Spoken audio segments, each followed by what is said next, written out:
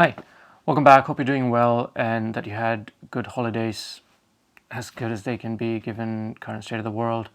If you're new here, my name is Satya. I'm a photographer based in London, England. 2023 was an important year for me in my personal life. My wife and I welcomed our daughter into our lives in June, and we're still riding that high of being parents, to be honest. I am extremely grateful for the growth and the experiences parenthood continues to bring my way. On the creative side of things, it was a bit of a challenging year with YouTube lacking direction and my Canal Boaters project feeling a bit experimental, especially towards the second half of the year.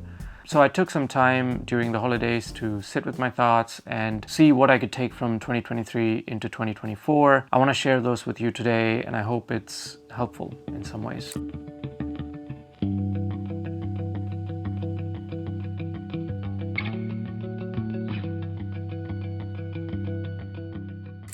I am a bit embarrassed to admit that it took me becoming a parent to realize that there is such a thing as too much gear.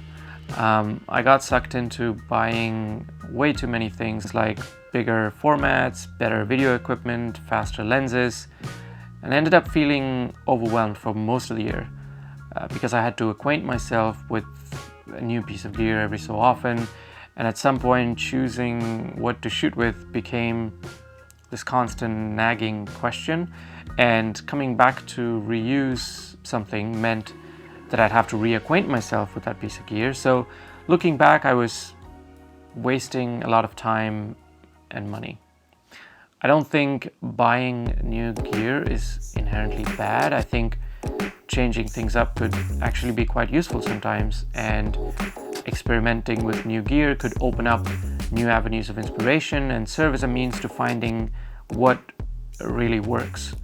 But this, in my opinion, should come from the image making or filmmaking itself and not the other way around. So I've decided to sell most of my gear and only keep those that are going to serve my primary goal for this year, which is keeping it simple while letting my photography and filmmaking inform me if I need new gear.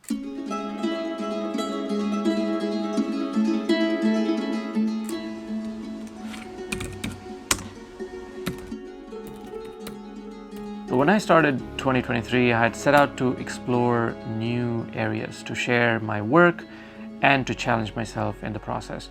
This included creating long-form courses, all the way to exploring short-form videos that add value and are meaningful, whether that's here on YouTube or on TikTok.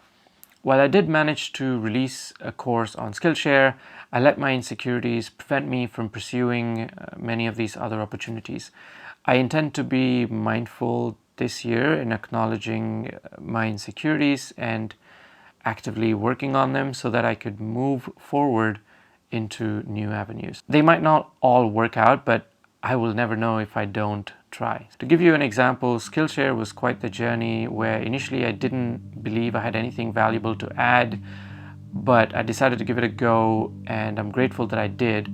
The course now has over 500 students and have gathered some meaningful reviews for me, and I'm excited to say that building on that momentum, I have another course in the works, which is expected to come out by end of February. All this to say, in 2024, I'm excited to actively explore more new opportunities while working on my insecurities.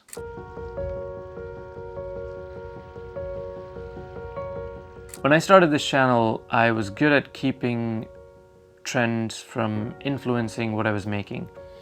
But I think that changed somewhere along the way, and last year, and even to some extent in 2022, I had written and scrapped many videos, some even fully shot and edited, because I thought they were not going to be liked by the YouTube algorithm, or that they were not on trend. One specific example was my decision to stop making film pickups videos. Despite the fact that I had previously created videos that were important for me and based on the comments for some of you as well, specifically videos on photo books and photographers. And another areas where I fell short was in making more long-form conversational videos.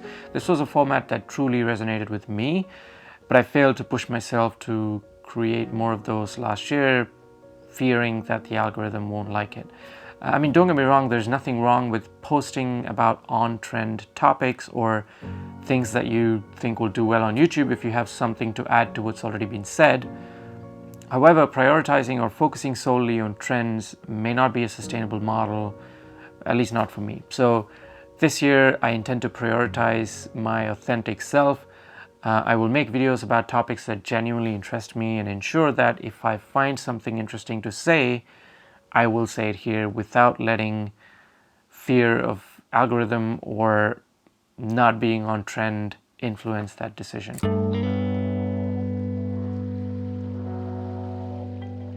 There are some more ideas and directions that I want to explore this year, time allowing, like finding a mentor for myself, entering my work into awards or competitions, getting it published somewhere, expanding my network of friends who are creatives, and also work on some smaller scale projects, specifically time-wise.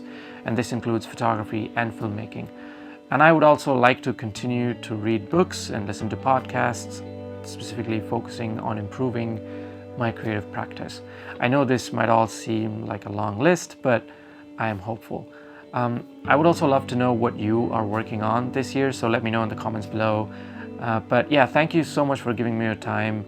I want to stress that I am extremely grateful to have this space and to have you on the other side supporting me by watching my stuff and sharing your thoughts with myself and others. So yeah, thank you. And take care. That's it for this one, and I'll see you in the next video. Bye.